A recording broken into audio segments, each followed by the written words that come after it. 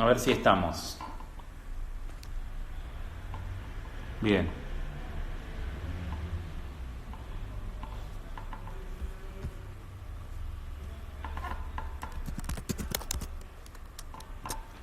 Volví a hacerlo porque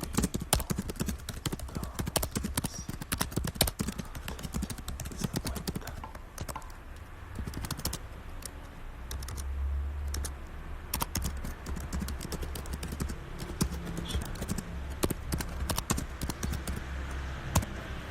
Bueno, a ver. eh, Apenas aparezca Juan Carlos, avisen. A ver. Ahí le dije que vuelva a entrar.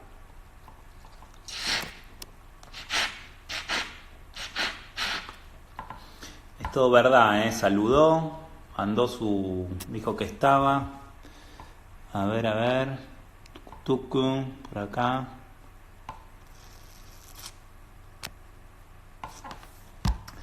Sin el teléfono.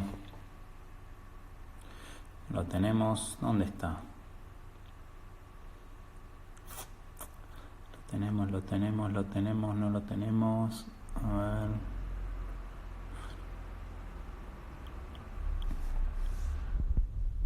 Burlingame, hola. Versión del Insta ponen. No sé. No sé qué versión de Instagram será.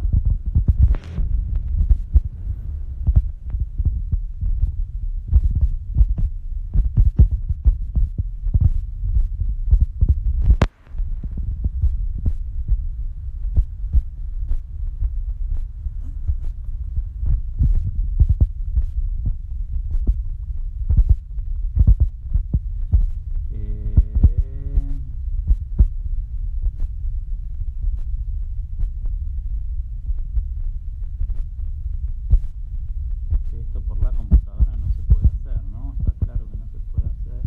Sigue diciendo que finalizó el video, me pone Juan Carlos en el otro. Finalizó el video en vivo. Vamos a ponerle, a ver. Ahí volví a activar uno nuevo.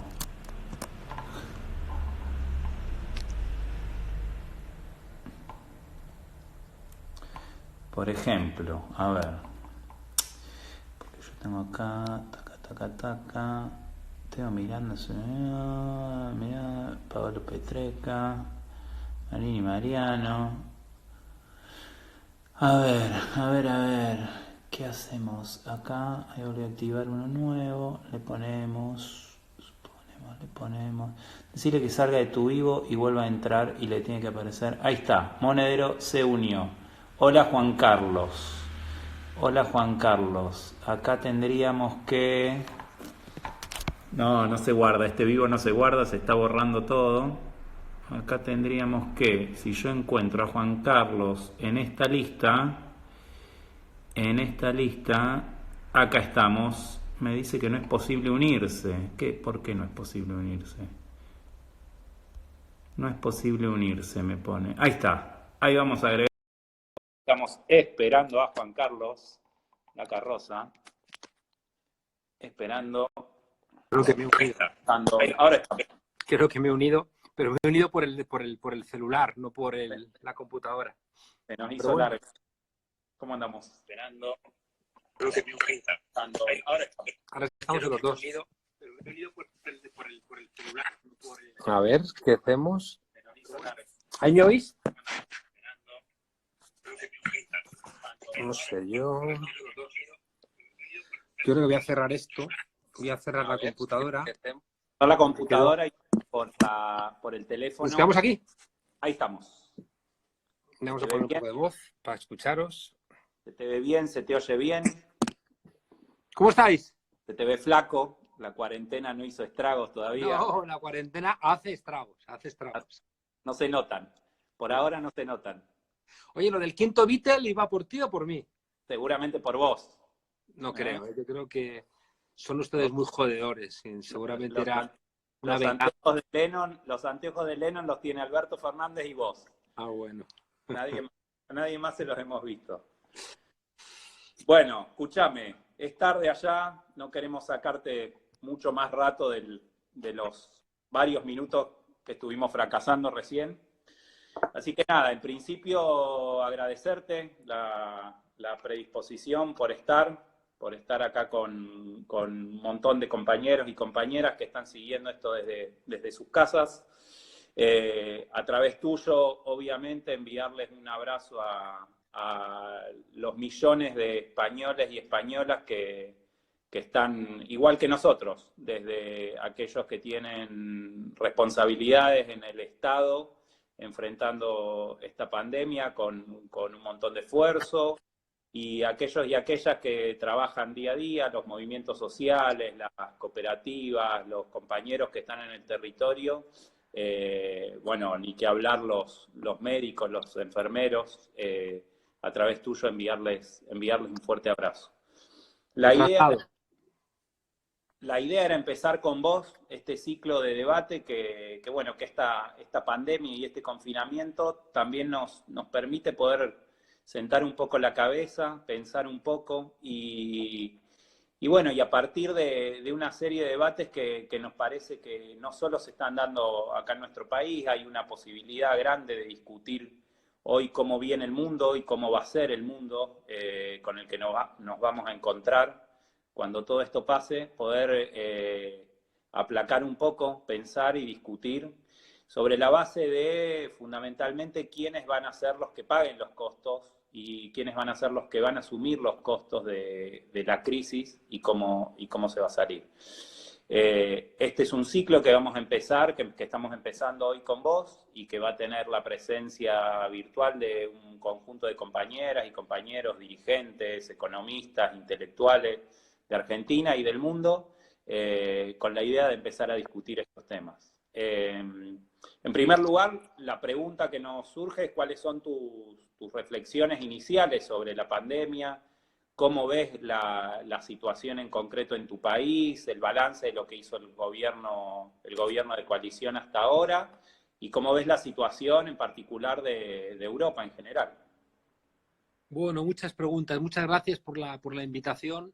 Yo creo que todo el trabajo que venís desarrollando, al final, luego, aunque no nos demos cuenta de la relación causa-efecto, luego hay gobiernos como el que tenéis allí o como el que tenemos aquí que beben necesariamente de estos esfuerzos que muchas veces pensamos que no sirven para nada o a veces nos decepcionamos, ¿no? Y estamos a punto de tirar la toalla, pero no debemos hacerlo porque todos los granos de arena son los que permiten después este tipo de cosas que se traducen en gobiernos que salvan vidas o en gobiernos como hemos visto en Estados Unidos o hemos visto en Ecuador o en Colombia o incluso en Gran Bretaña, siendo países del primer mundo. Bueno, pues en el momento en que hay ese desprecio político por el pueblo, se traduce al final en muertes. Europa ha reaccionado tarde y, por tanto, ha reaccionado mal, sobre todo los países centrales. Otros países han tenido la capacidad de aprender de los errores, como Portugal y como Grecia, aparte de que tenían memoria también de otros comportamientos anteriores, y su respuesta ha sido como mucho más eficaz. Las cifras en España son estremecedoras. Estamos hablando de casi 200.000 afectados, ¿no? Es decir, que aquí la derecha intenta señalar a las manifestaciones del 8M como las responsables, pero no es verdad, porque mucho antes millones de personas iban en el metro, millones de personas estaban en las escuelas, millones de personas estaban en actos deportivos, culturales o religiosos, ¿no? Y por tanto, es verdad que ahora, con lo que sabemos, ojalá no se hubiera hecho la manifestación del 8 de marzo, pero da igual, porque esto se venía arrastrando de atrás. La Organización Mundial de la Salud tampoco ha estado muy lúcida, tampoco ha tenido, bueno, es verdad que son virus novedosos, pero no ha tenido la certeza de alertar, ¿no? Y por tanto, todos tenemos que aprender al respecto. Luego sí que es cierto que bueno, en España hay un problema de fondo, que eso también lo vivís en Argentina, y es que tenemos unas derechas que les interesa más que vayan mal las cosas, que les interesa más que haya un escenario catastrófico con tal de tener argumentos para atacar a los gobiernos de cambio.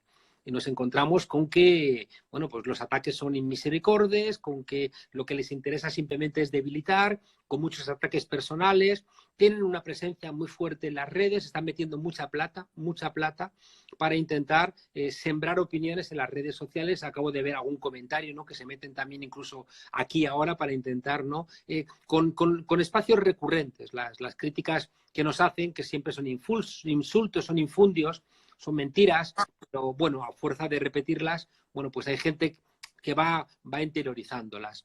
El gobierno en España tiene una doble configuración. Hay un gobierno socialdemócrata de la Internacional Socialista que ha sido tradicionalmente corresponsable de las políticas de austeridad. Y por tanto, bueno, pues siempre ha tenido dos almas, un alma más socialista y un alma más liberal. Pero el alma que había primado era el alma liberal. Por las razones electorales, Podemos, o Unidas Podemos, como coalición, tiene un resultado electoral, aunque sea menor que el que tuvo en algún momento. Pensemos que tuvimos 6 millones de votos y a partir de ese momento empezó un ataque brutal del sistema contra nosotros, con policías políticas que se inventaron pruebas contra nosotros, con policías vinculados al partido de gobierno, al Partido Popular, el gran amigo de Macri, inventando pruebas en connivencia con medios de comunicación para dar portadas diciendo que nos financiaba Venezuela, que habíamos defraudado a Hacienda, que pagábamos en negro, que éramos poco menos que unos delincuentes, ¿no? Y eso, bueno, tuvo su resultado, ¿no? Intentaron fomentar las divisiones internas, lo lograron con el caso de Íñigo Errejón, que escuchó esos cantos de sirena y montó un partido propio que al final se ha quedado en nada, pero que también colaboró a debilitar. Bueno, con todo eso al final tuvimos más de 3 millones de votos, hemos entrado en el gobierno y hemos hecho un contrapeso muy fuerte. Y resulta que estalla el coronavirus. Hay varias cosas que quiero dejar claras, ¿no? Primero, es que no creo que después del coronavirus vaya a haber una epifanía, ¿no? No creo que después del coronavirus, cuando salgamos del confinamiento, no creo que de repente emerja una realidad radicalmente novedosa, ¿no? Stanislav Lek, un autor de ciencia ficción sarcástico, decía: no esperemos demasiado del fin del mundo, ¿no? Es decir, que hay gente que cree que después de esto va a emerger. No. Recordemos el 11S en Nueva York, la gente aplaudía a los bomberos, aplaudía a las doctoras, a las enfermeras, y al final han terminado votando a Donald Trump, ¿no? Por tanto, no pensemos que en el corto plazo ninguna crisis deja su huella en el sistema político. Sí que es verdad, y eso te lo dicen los paleontólogos, ¿no? Sí que es verdad que todas las crisis dejan una huella en el sistema y hay una resiliencia que volvemos a ella. Es decir, crisis anteriores están escritas en la memoria de nuestros sistemas y ustedes van a volver, ¿no?, al 2001 y nosotros vamos a volver a 2008. Luego, y los pueblos vuelven a esos elementos de solidaridad y cooperación que están muy dentro de nosotros, pero que son los que nos han traído hasta aquí. Entrevistaba recientemente a un codirector del yacimiento de Atapuerca, las personas que más saben sobre el desarrollo del Homo sapiens, y él me decía que esa memoria, que es la que hace que, pese a que tengamos golpes muy fuertes, terminamos regresando a las cosas que nos permiten hacer de la vida algo que merezca la pena, porque si no nos suicidaríamos, ¿no? Y eso está ahí, en los barrios. Nos encontramos que pueden ser espacios de lo peor y de lo mejor. En los barrios de América Latina tienes las pruebas más hermosas de solidaridad y también tienes las bandas que ocupan de una manera muy medieval el espacio que no ocupa el Estado, ¿no? O incluso son capaces de construir un paraestado que se parece más a la mafia que a lo que debiera ser un Estado, ¿no? Pero ese regreso, ¿no?, a los lugares de la cooperación está en la discusión. Ahora mismo está en la discusión. En estos 2 meses vemos que toda la derecha ha perdido su discurso. Y eso no es un lugar menor. Os encontraréis que en Argentina, como en España, los periodistas de la derecha no se atreven a decir: hay que apretarse el cinturón, que cada uno corra con su suerte, el Estado no tiene que ayudar, que cada uno salga de esta como pueda. Nadie dice eso.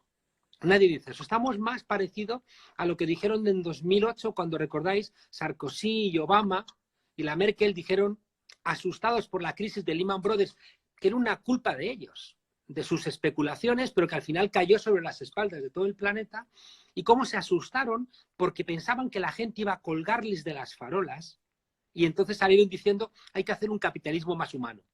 pero como abandonamos las calles, se dieron cuenta de que no había presión y entonces insistieron más y siguieron con las políticas neoliberales, ¿no? Quiero con esto decir que yo sí que creo que está ahí la posibilidad de que en esas grietas que ha hecho el sistema penetremos.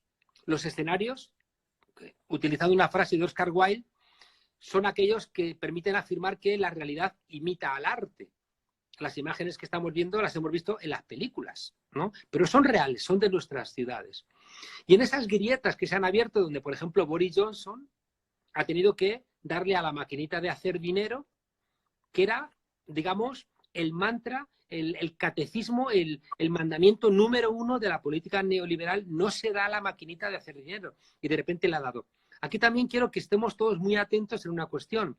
Robert Skidelsky, que es el gran biógrafo de Keynes, que lo conoció, un señor muy culto y un keynesiano, decía: cuidado que las políticas de Boris Johnson no son keynesianas, no es el Estado interviniendo en la economía para mejorar la vida de los demás, no, sino que son intervenciones para salvar el sistema capitalista, porque la pregunta importante es quién paga esa emisión de dinero. Porque si Boris Johnson saliera diciendo: emitimos dinero, pero subimos los impuestos a los ricos, o generamos empresas públicas, o cambiamos un poco la lógica, entonces diríamos que sí. Pero si simplemente le dan al dinero, ¿no? Y al final eso se va a generar en deudas que vamos a tener que pagar otra vez entre todos, ahí no hay ningún tipo de cambio diferente, ¿no? Pero entonces, por intentar condensar 4 o 5 cosas que creo que son relevantes. La primera es: no vamos a salir de la crisis con nada nuevo que, segundo punto, no esté ya en la agenda. Todos los países están ahora exagerando sus posiciones. En España está gobernando la izquierda y estamos haciendo valer las posiciones con las cuales nos presentamos a las elecciones, porque éramos conscientes de que eran las correctas. Las medidas que se están tomando en España, la más importante hoy, que para mí es un salto tan importante como el sufragio universal, que es una renta mínima vital para todos los ciudadanos de este país, que es el primer paso para una renta mínima vital para toda la gente que viva en España, no solamente para los nacionalizados españoles, sino para toda la gente, que tiene que ser una renta para todos los europeos y que tendrá que ser una renta para todo el mundo, ¿no? Eso es una idea muy, muy importante. Pero esa idea ya la llevábamos en nuestro programa. Lo que ha hecho el coronavirus es acelerar. De la misma manera que los neoliberales van a entender que van a encontrar un momento propicio para buscar argumentos en la crisis del coronavirus para argumentar en sus posiciones. Nos vamos a encontrar en países con nacionalismo excluyente que van a decir: no, lo que ha funcionado es China. Y como lo que ha funcionado es China, vamos a un modelo autoritario donde cada uno lleve una pulsera, donde nos vigilen, donde nos controlen, donde puedan extraer de nosotros 10 horas de trabajo sin parar porque nos está vigilando una cámara que ya solo falta que nos la metan en un chip debajo de la piel. Y esa gente va a argumentar: no, es que la pandemia es muy peligrosa. Ya en España, fijaos, y ahí tiene más razón, fijaos, Byul Chang-han, el coreano, tiene más razón que Zizek, que Zizek. ¿Por qué? Porque Zizek le pasa mucho. Zizek es un poco asustaviejas, ¿no? Es un poco que le gusta decir cosas para asustar. Pero él siempre piensa para que la realidad se acomode a sus deseos. Y eso no es así, ¿no? Es decir, no es verdad que de aquí vaya a salir una crisis del capitalismo y la instauración de un régimen que no sé muy bien cómo es. Me parece más sensata la interpretación que hace Han. ¿Por qué? Porque la tendencia del sistema capitalista es la que él señala. ¿Por qué funciona también la respuesta a la crisis en los países asiáticos? ¿Sabéis quién dice esto? Yo cuando estaba en Alemania estudiando me volví muy loco, ¿no? Porque a comienzos del siglo XX y finales del siglo XIX, quien afirma que el lugar donde mejor va a funcionar el capitalismo es en los países asiáticos. Lo dice Max Weber. Claro, porque él decía que el modelo confucionista, tan obediente, muy confiado en la autoridad, permite un sistema capitalista autoritario, que es el sueño, lo que intentaron colocar en Chile con el golpe de Estado contra Salvador Allende en el 73, ¿no? Por tanto, creo que la tendencia a que el capital utilice el miedo, utilice el peligro de una nueva pandemia, utiliza el miedo al contagio para disciplinarnos es muy alto. Y creo que es nuestra principal alerta. ¿Por qué? Porque hoy ya he visto en España que han instalado maquinaria proveniente de China que controla a todos los trabajadores que entran en la empresa. Entonces te hacen reconocimiento facial, te toman la temperatura, supongo que te podrán medir si has tenido relaciones sexuales antes de ir al trabajo con tu pareja, si has bebido alcohol, si has hecho ejercicio, cómo están tus triglicéridos, y ya si me apuras si estás pensando mal del jefe de la empresa, ¿no? Entonces, esa posibilidad de que el capitalismo utilice la crisis para terminar de dinamitar los elementos que construimos después del año 45 en Europa con los estados sociales, en América Latina con los estados desarrollistas, está ahí. Es decir, que las tesis de la doctrina del shock son reales. Y la posibilidad de que igual que después de Orleans arrasaron con la escuela pública, igual que después del tsunami en Indonesia, arrasaron con toda la costa que estaba en manos de pequeños pescadores para poder hacer ahí hoteles, ¿no? Para ese salvo el cobre, ¿no? Porque los militares no quisieron. Bueno, eso está ahí en la agenda y lo saben ellos. Están modulando, como decía antes, el lenguaje, porque saben que el discurso de esto ahora mismo tiene muchas dificultades para hacerse lugar, porque la gente está sufriendo. ¿Cuál es la conclusión? O antes una idea previa. Creo que el modelo neoliberal tiene más ventajas que nosotros porque llevan 50 años desmantelándonos. Varios ejemplos al respecto, ¿no? El primero es que toda esta crisis del coronavirus se expresa en una crisis sanitaria porque llevan 50 años desmantelando toda la sanidad pública. La mayor cantidad de muertos que hay en España coinciden en las zonas donde más se ha privatizado la sanidad. Cuando aquí hay la crisis inmobiliaria de la construcción por la burbuja especulativa, esos capitales se van a los servicios. Y una parte de esos capitales, muchos de ellos de fondos buitre, se van a las residencias de ancianos.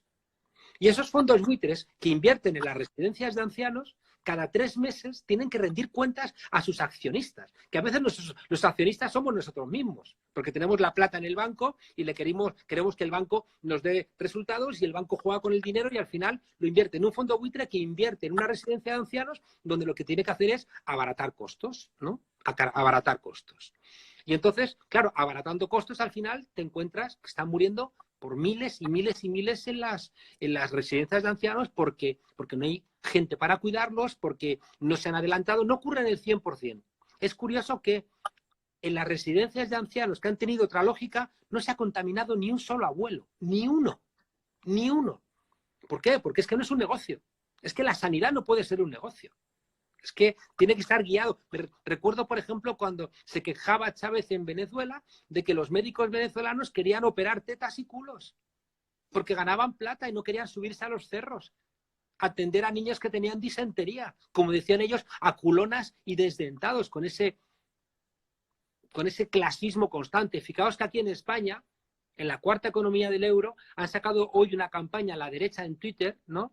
Que es dame la paguita, la paga es lo que te dan los padres a los niños. Entonces, como hoy se ha puesto en marcha la aprobación de una renta mínima vital, se está riendo la derecha diciendo dame la paguita, ¿no? Como riéndose de la gente que es que hoy no puede comer, ¿no? Es una cosa tan insultante, ¿no? Tenemos unas derechas tan inhumanas, por eso odian al Papa Francisco, porque como el Papa Francisco ahora está recuperando la iglesia de los pobres, lo odian porque lo que quieren es una iglesia que les justifique. Y por eso en otros lados se van con la iglesia neopentecostal, porque les permite tener un Dios que les cuida solamente a ellos. Es lo paralelo a la Virgen de los Sicarios. Igual que un sicario va a Envigado, en Medellín, a decirle a la Virgen que le apoye para matar a alguien, estos ricos van a las iglesias neopentecostales a pedirle a su Dios particular que les apoye solamente a ellos, ¿no?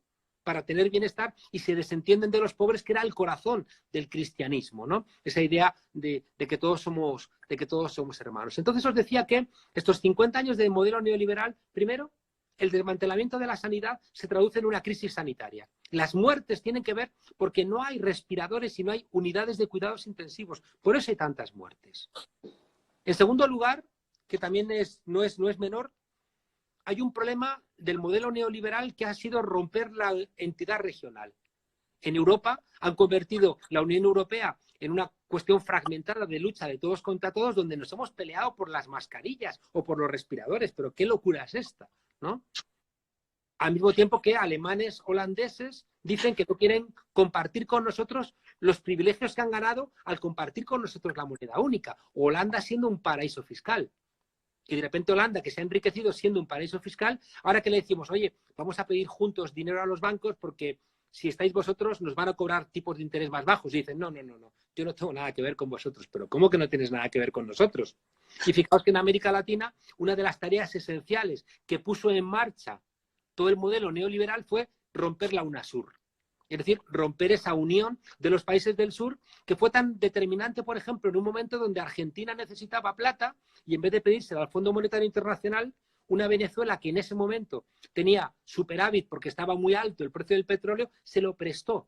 Y en ese préstamo generoso, donde incluso Venezuela ganó plata, pero en ese préstamo que fue beneficioso para Venezuela y para Argentina, se trenzaron relaciones que son las que permitieron después frenar el Tratado de Libre Comercio en el Mar del Plata en 2004, ¿no? Por tanto, segunda ventaja que tiene el modelo capitalista es que nos ha fragmentado. Ha fragmentado las unidades regionales y nos ha sometido a los gendarmes, a los matones. En América Latina, sometidos al loco de Trump, ¿no? Y a su lógica vinculada también a los capitales internacionales. Y en Europa estamos sometidos a esas necesidades que exigen y que ponen de rodillas a los países por las deudas que tenemos, ¿no? Y el último elemento, y ya me callo, que tiene que ver con todo esto, es que en estos 50 años de convertirlo todo en mercancía, que al final han generado una lógica que tenemos todos metida dentro, ¿no? Es decir, que cuando decía Frederick Jameson esa frase de que es más fácil imaginar el fin del mundo que el fin del capitalismo, ¿no? Es decir, que ¿cómo sería una sociedad si no hubiera relaciones capitalistas, ¿no? Es como nos cuesta trabajo pensarlo, ¿no? Claro, porque es que llevan 50 años lanzando esa idea y olvidándose de las cosas que realmente hacen que la vida, como dicen las feministas, merezca la pena ser vivida. Es decir, que llevan 50 años mercantilizando, coño, hasta las relaciones de amistad a través de Tinder, ¿no? O, por supuesto, el amor convertido en prostitución o convertido en pornografía, ¿no?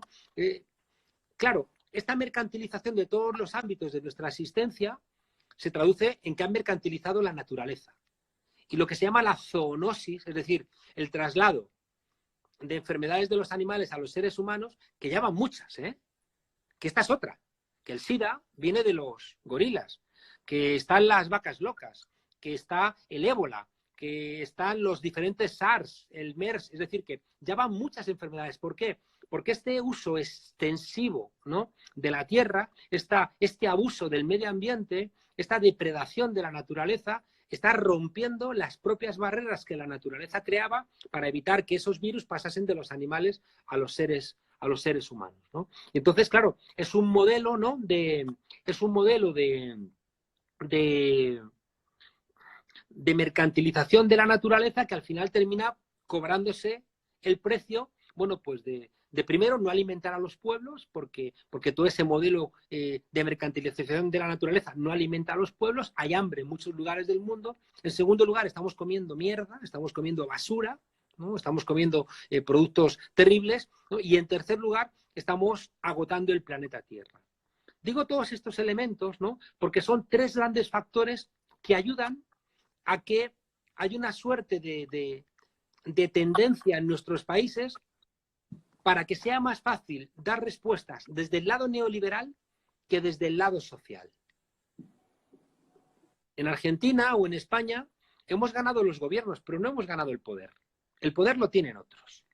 Y esa gente que tiene el poder, que tiene los medios de comunicación, que tiene ahora una parte de las iglesias, que tiene los clubes de fútbol, que tiene las revistas, que tiene una parte de las universidades, que tiene las relaciones internacionales, va a intentar tensionar otra vez para que salgamos de esta crisis rescatando a las aerolíneas,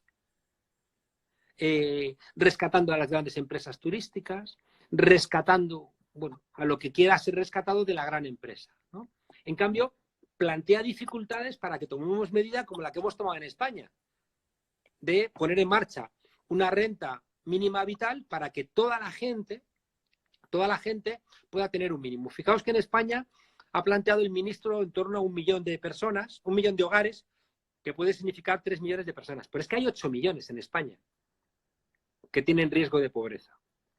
Claro, el costo que nosotros habíamos calculado en las elecciones de una renta básica para toda la gente realmente jodida, gente que es que no puede comer, ¿no? Es muy insultante que digan, no, quédense en su casa. Claro, si tienes la casa de Ronaldo, te puedes quedar en su casa, te puedes jugar un partido de fútbol dentro. Pero claro, hay mucha gente en las villas que no tienes ni agua, que estás luchando contra el Zika o contra el dengue, y encima ahora te dicen quédate en tu casa para... ¿Y cómo me ayudas? O sea, ¿qué me estás brindando, ¿no? Entonces, decía que nosotros hicimos la cuenta y salía como 10.000, 12.000 millones de euros. Es que hemos rescatado a los bancos con 70.000 millones. Conclusión de todo esto, ¿no? Aquí va a haber, como siempre, una tensión. Una tensión. El modelo neoliberal tiene la ventaja de que lleva 50 años con esta lógica, ¿no? Y que de alguna manera ha colonizado una parte del pensamiento, ha colonizado una parte de los nuestros. Me gusta mucho esa figura en la película de Tarantino, donde hay un negro que le molesta más que un negro tenga algo a que los blancos tengan mucho, ¿no? Es decir, ese negro que se enfada, ¿no? Y que es una frustración que hace que crezca la extrema derecha. La extrema derecha crece, ¿no? Crece de la frustración. Gente que al final dicen, pero tú eres argentino, ¿no? Pero tú eres español, ¿no? Y yo te autorizo a que te comportes como un canalla, como un sinvergüenza, ¿no?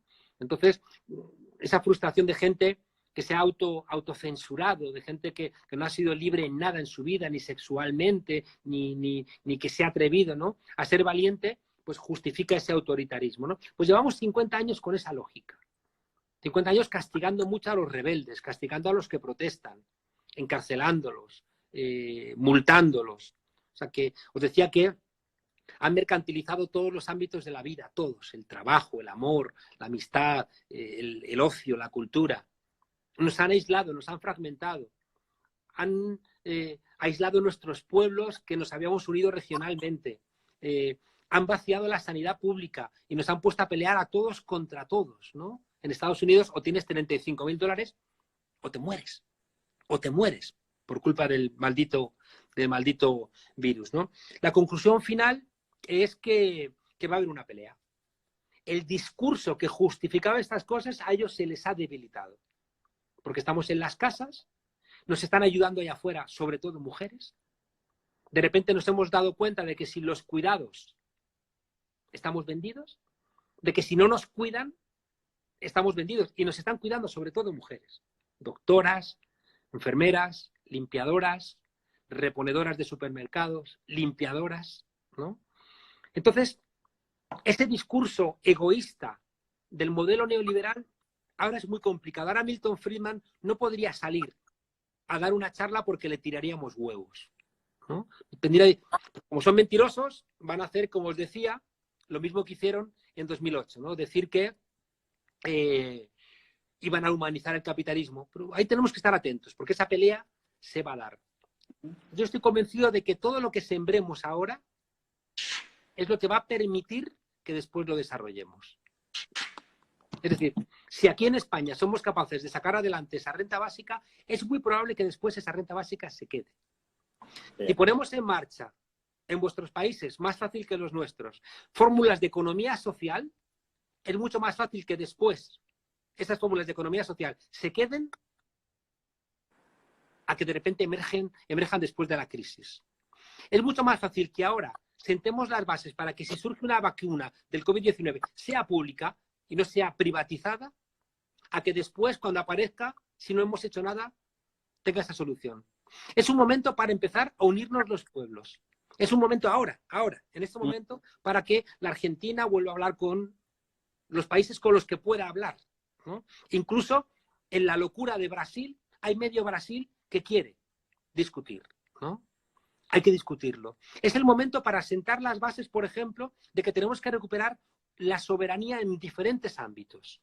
Tenemos que recuperar la soberanía en la producción de elementos básicos, porque no puedes estar sometido a tener que ir a comprarlo a mercados internacionales que se convierten en el oeste, donde el que disparaba más rápido se llevaba las mascarillas o los respiradores. Parece sensato que España o Argentina dedique una parte de esa industria que habíamos deslocalizado por culpa de la maldita globalización neoliberal y que recuperemos esa industria que a su vez genera empleo dentro de nuestros países. Es un momento también de recuperar una parte de la soberanía alimentaria. Y para recuperar la soberanía alimentaria tenemos que entender que hay que repensar la agricultura y no podemos entregarla a los grandes forrajeros o a las grandes empresas del agrobusiness que al final no nos alimentan. Y que por tanto tenemos que hacer un plan para empezar a atender ahora a las zonas rurales, que son las que pueden alimentar a las grandes ciudades, y si no estás dependiendo de comprar en mercados internacionales, a lo mejor no te llegan y tienes problemas profundos de hambre. Y lo último, diría, creo que hay que hacer un esfuerzo muy, muy importante por recuperar lo que creo que puede ser uno de los más incuestionados valores, que es el papel de las mujeres. Y ahí van a ser las mujeres las que seguramente van a tener que reclamar: nosotras nos hemos muerto luchando contra el coronavirus, nosotras somos las que os hemos cuidado, las que os hemos atendido, las que os hemos limpiado, y por tanto es bastante probable que salgamos de la crisis con un reforzamiento del papel de las mujeres y que permite por ahí, ¿no?, hacer una brecha que puede avanzar bastante en una concepción social de nuestras economías. Creo que lo dejaría ahí. He contado como muchas cosas, y ahora si queréis que profundice en alguna, pues ahí. Dale.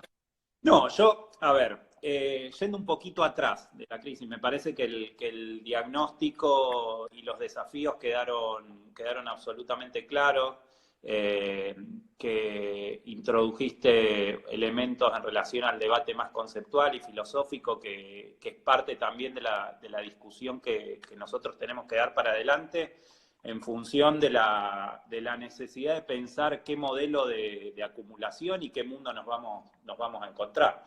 Yo quiero ir un poquito para atrás, antes de esta crisis.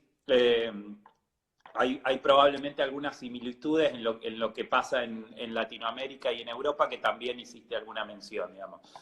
Nosotros entramos a esta crisis con procesos regionales de absoluta incertidumbre, a diferencia, te voy a hablar desde Argentina y de América Latina, a diferencia de lo que pasaba en los 90, donde las ideas neoliberales eran extendidas en nuestra región y donde la mayoría de los gobiernos iban en esa dirección, y a diferencia incluso de lo que sucedió desde el 98 en adelante, desde la llegada de Chávez y el ciclo progresista y postneoliberal, hoy América Latina atraviesa un contexto de incertidumbre, digo, insisto que es previo el diagnóstico, digamos, incertidumbre porque el conjunto de la economía mundial hoy no ofrece a América Latina las garantías que ofrecía en la década del 2000, y porque los gobiernos presentan una cantidad de matices y de diversidad muy importante. Hoy no está aquella vieja foto de Chávez, Lula, Evo, Néstor, Cristina después, digamos, sino que asume Alberto en un contexto, incluso en un mes muy puntual en noviembre, donde después de la asunción de Alberto se da la libertad de Lula, y a la semana, menos, a los días, está el golpe en Bolivia, y en diciembre el Frente Amplio de Uruguay pierde después de 15 años. Es un contexto que presenta nuevos desafíos, que es muy inestable, porque tanto los gobiernos de derecha como los gobiernos progresistas no pueden prever procesos de mediano o largo alcance. Hoy Bolsonaro está prácticamente en jaque, digamos, me parece que no hay una posibilidad de proyectar. Que en función de eso también pasa lo que vos decías, digamos, no hubo en este mes casi que llevamos de pandemia, o por lo menos de confinamiento acá en Argentina, no hubo iniciativas regionales para enfrentar la crisis. El Mercosur no se reunió, la CELAC no se reunió, salvo algunas iniciativas muy puntuales, no hubo articulaciones regionales.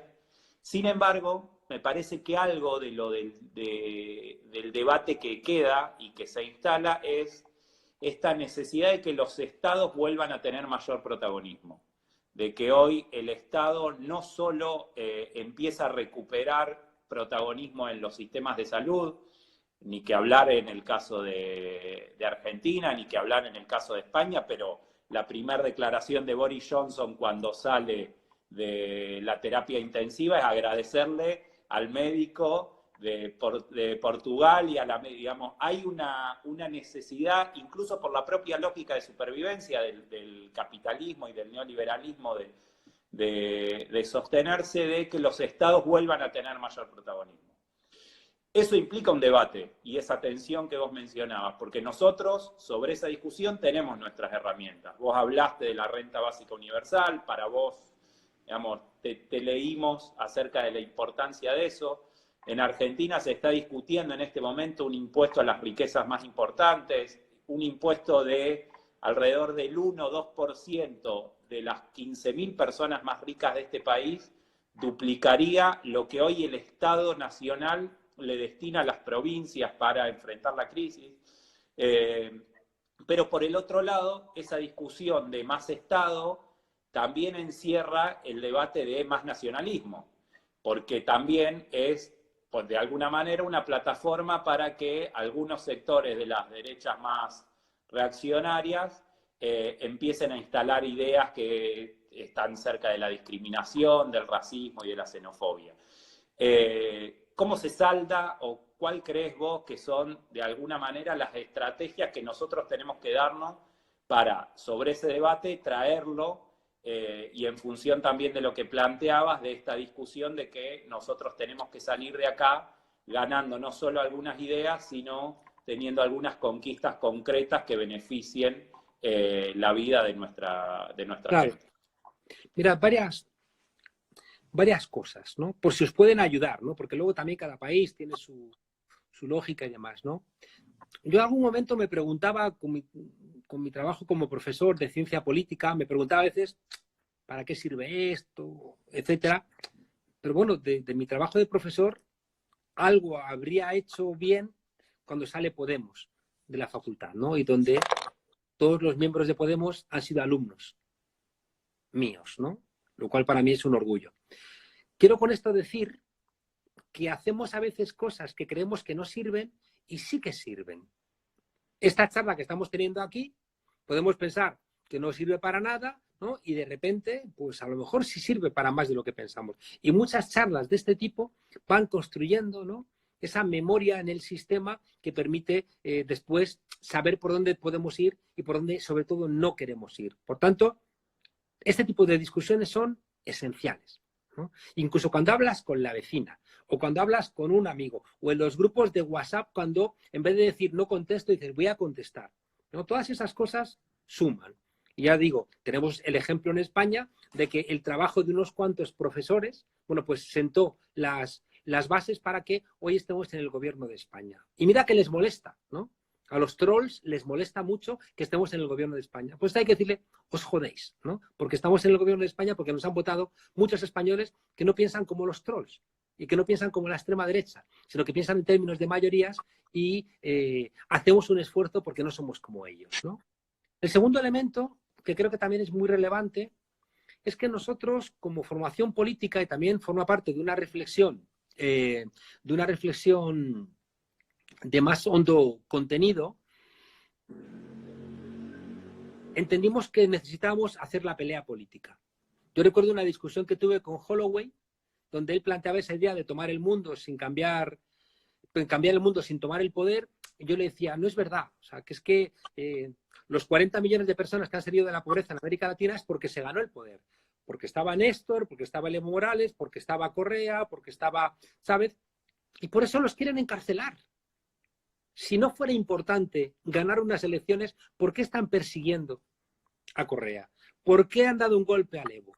¿Por qué un juez corrupto y malnacido mete en la cárcel sin pruebas a Lula? ¿Por qué persiguen con un cuaderno, que todos ahora tienen cuadernos, a Cristina Fernández de Kirchner? Es decir, todo eso, ¿no?, indica que donde más daño hacemos al neoliberalismo es capturando el poder político.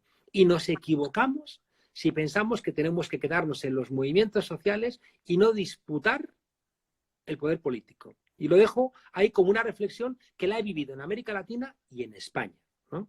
¿Y eso a dónde nos lleva? Eso nos lleva a tener mucho cuidado, porque es verdad, como tú dices, que vamos a salir, Ariel, de de esta crisis con una idea de que el Estado tiene que reforzarse.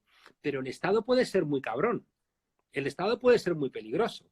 El Estado, dotado además de todas estas tecnologías de la vigilancia que se justifican por la pandemia y que tienen la posibilidad por el desarrollo tecnológico, ya digo, de meternos un chip para vigilarnos, convierta al Estado en una distopía, en algo terrible, en Orwell, ¿no? En algo que nos da un profundo susto.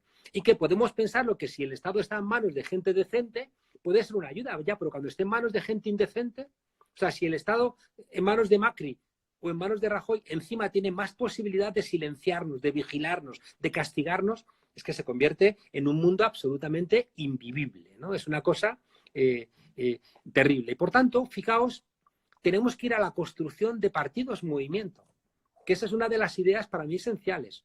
Claro que solamente vamos a salir, ¿no?, de todo esto con el Estado, ¿no? Solamente van a ser Estados los que pueden negociar los grandes problemas internacionales. Solamente un Estado fuerte en Argentina puede negociar, terminar con el pago de la deuda. Solo un Estado fuerte en Argentina puede exigir que haya derechos especiales de giro del Fondo Monetario Internacional. Solamente un Estado fuerte en Argentina puede reinventar la UNASUR y ponerse de acuerdo con otros países para tener la posibilidad de hacer presión en el ámbito internacional. Por tanto, los estados, claro que son muy relevantes, pero al mismo tiempo esos estados tienen que estar controlados, atravesados, reinventados constantemente por un movimiento social muy, muy fuerte. El gran fracaso de todos nuestros países ha sido el partido movimiento. Si hubiera funcionado el partido movimiento en Argentina, no hubiera llegado Macri. No tendrían las dificultades que tiene ahora mismo Venezuela.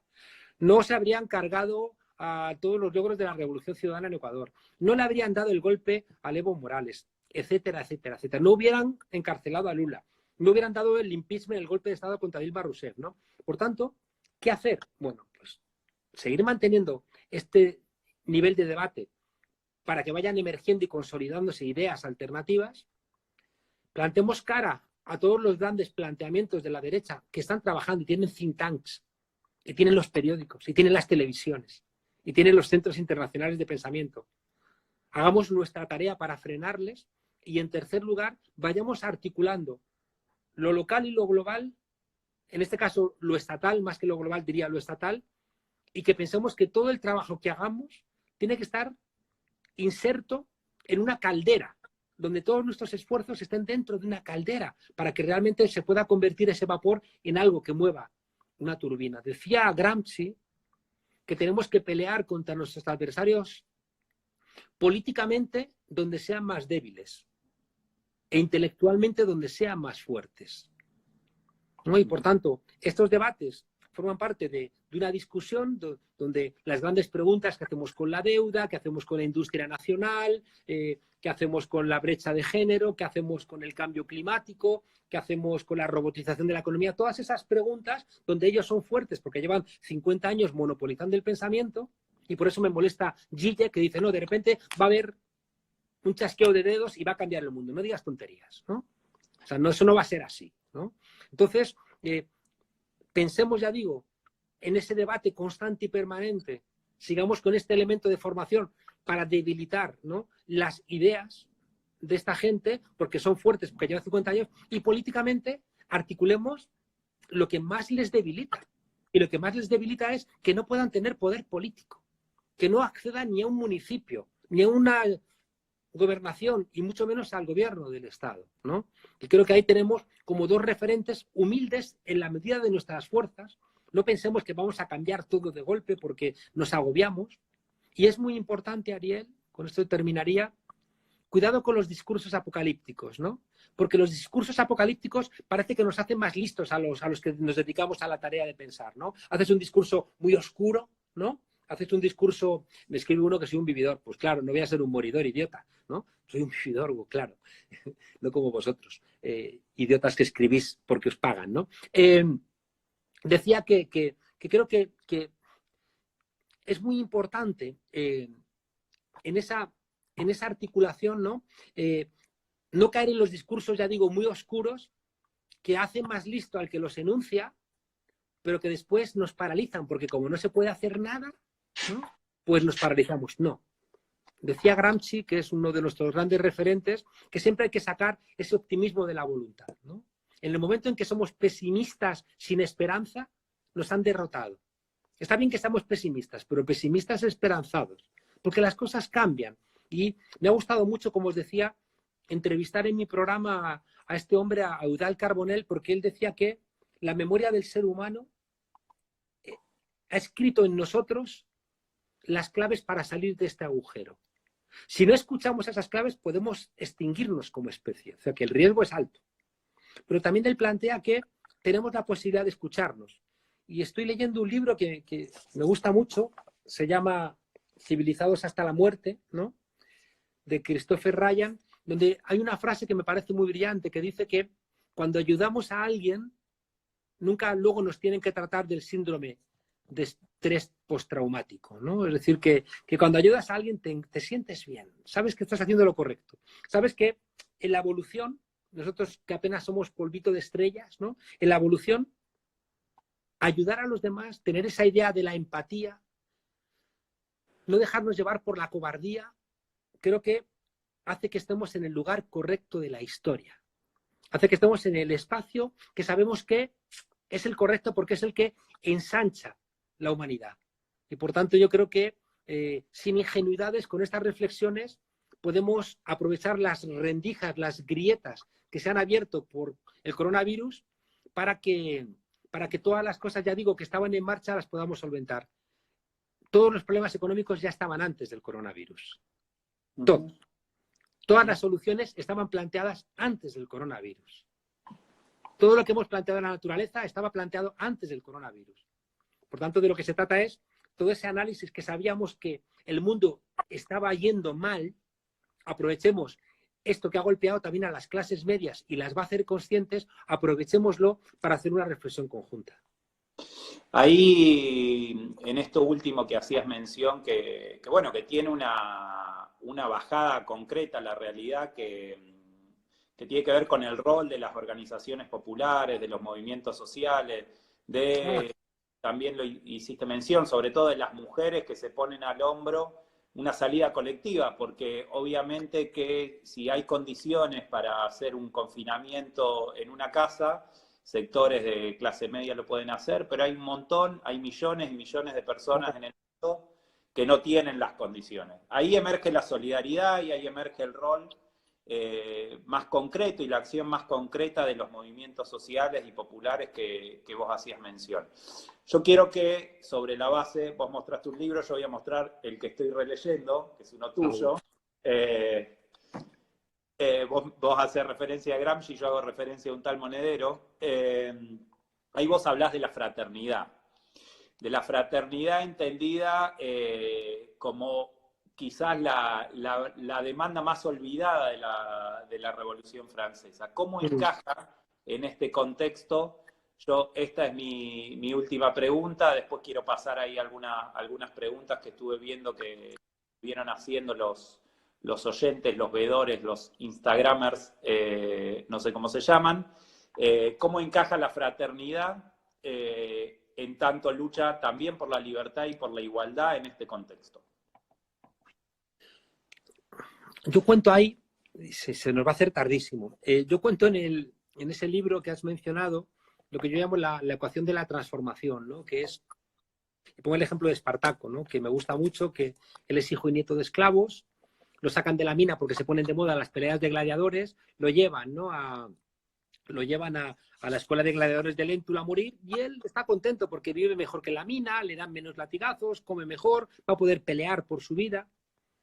No está descontento, ¿no? Pese a que vaya a morir. Pero llega a la escuela de gladiadores un esclavo que se había levantado y en vez de crucificarlo lo condenan a galeras y lo sacan de galeras porque se ponen de moda las peleas de esclavos y entonces lo llevan diciendo va a morir igual y por tanto, bueno, lo compran y lo llevan allí, ¿no? El problema es que, claro, este esclavo que llega a la escuela de gladiadores había experimentado la rebeldía. Y entonces un día se da cuenta de que Espartaco tiene madera de líder y se acerca a él y le dice, oye, yo una vez fui libre. Y Espartaco como que no entiende ni siquiera el concepto.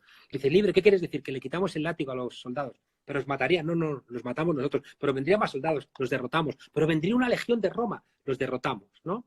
Entonces, de repente Espartaco se vuelve ahí como loco y dice, ¿pero qué hicisteis? Y le contesta al otro, vivimos en comuna durante 3 meses donde todo era de todos, ¿no? Y Espartaco de repente empieza la ecuación de la transformación, el dolor se le convierte en conocimiento, doler saber. Entonces él sabe que podían haber látigo y empieza a pensar y a pensar y llega al momento y dice, yo quiero acabar con esto, ¿no? Doler saber querer. Entonces ese proceso de conciencia, del conocimiento convertido en dolor, se traduce en la voluntad de querer acabar, ¿no? Doler saber querer. Claro, pero él solo no puede. Entonces él reúne a todos los esclavos después del almuerzo y les dice, oye, mirad a vuestro alrededor y decidme una sola cosa que no hayáis construido vosotros. Miran a su alrededor y dicen, todo lo hemos construido nosotros. Y le dice, mirad otra vez a vuestro alrededor y decidme una sola cosa que sea vuestra. Y miran a su alrededor y dicen, nada es nuestro. Y entonces toma una frase, el autor de la novela, Howard Fast, un judío de izquierdas muy, muy interesante, y le dice, pues entonces, si todo lo hemos hecho nosotros y nada es nuestro, en la revolución no tenemos nada más que perder que las cadenas.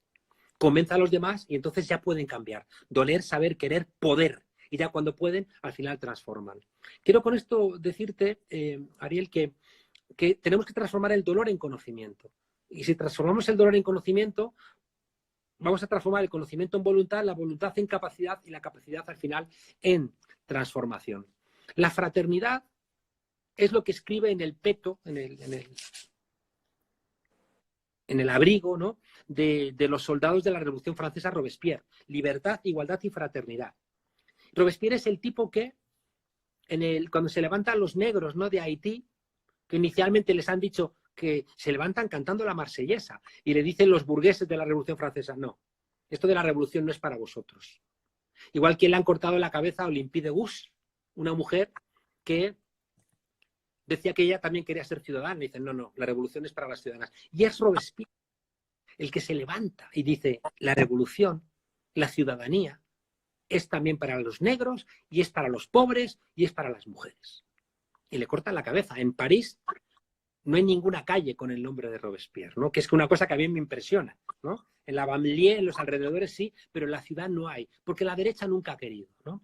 La fraternidad es la empatía, pero es una empatía, fijaos, que vence la cobardía, porque yo puedo tener empatía por una persona pobre, pero si me da miedo no hacer algo, al final me comporto como una persona egoísta. Pero la empatía con valentía es el motor, porque es la fraternidad, es la sororidad que diríamos entre las mujeres, es sentirnos iguales con alguien frente a alguien que nos quiere limitar la emancipación. Y yo puedo ser, como le ocurría a Marx o a Engels, puede ser un pequeño burgués y decir, no, no, pero es que esta gente es la que porta la posibilidad del cambio. Igual que en Argentina dices, ¿cómo no voy a estar con la gente de los barrios? ¿Cómo no voy a estar con la gente humilde si estos son los que tienen la fuerza para cambiar las cosas, ¿no? Lo que pasa es que te decía que eso hay que convertirlo en capacidad, ¿no? Es decir, que tienes que reunirlos, como hizo Espartaco, ¿no?, en la novela, y decir, oye, aquí tenemos que ir juntos, ¿no?, a intentar cambiar esto, ¿no? Entonces, yo creo que en ese encontrarnos no es gratuito que la fraternidad se haya olvidado. ¿Sabéis quién? Lo cuento en el libro, la fraternidad se la hemos dejado, la igualdad la hemos entendido como igualdad ante la ley. Y por tanto la igualdad ha quedado como medio difusa. La libertad, como que no le hemos hecho todo el caso que debiéramos haberle hecho. Porque nosotros somos muy libertarios, yo soy muy libertario. Marx era muy libertario, ¿no? ¿Qué es eso de sacrificar la libertad para un mañana más luminoso? No, no, eso no forma parte de nuestra tradición, ¿no? Pero la fraternidad, que era el elemento realmente emancipador, ha desaparecido. Y se lo hemos dejado a la Iglesia, que la fraternidad la ha convertido en una suerte de compasión. Me gusta mucho el Der Cámara, un cura de la teología de la liberación, cuando dice, qué curioso que cuando cuido de los pobres me llaman santo, pero si pregunto por qué son pobres me llaman comunista, ¿no? Entonces, la fraternidad es eso, ¿no? Y por tanto yo creo que la fraternidad es un sentimiento que tiene la gente. Yo la fraternidad la veo constantemente en América Latina, en los barrios, en los cerros. La fraternidad la veo aquí en mi país, la gente que está ayudando. La gente que de repente dice, a ver, ¿quién no tiene comida? A ver, la gente mayor que no puede ir a comprar. A ver, ¿no? Entonces, Es que los seres humanos somos así. Si como no somos, es como el Homo economicus neoliberal. Si es que no somos así. Si es que la gente que tiene plata sobrevive con ansiolíticos y antidepresivos porque su vida es una mierda.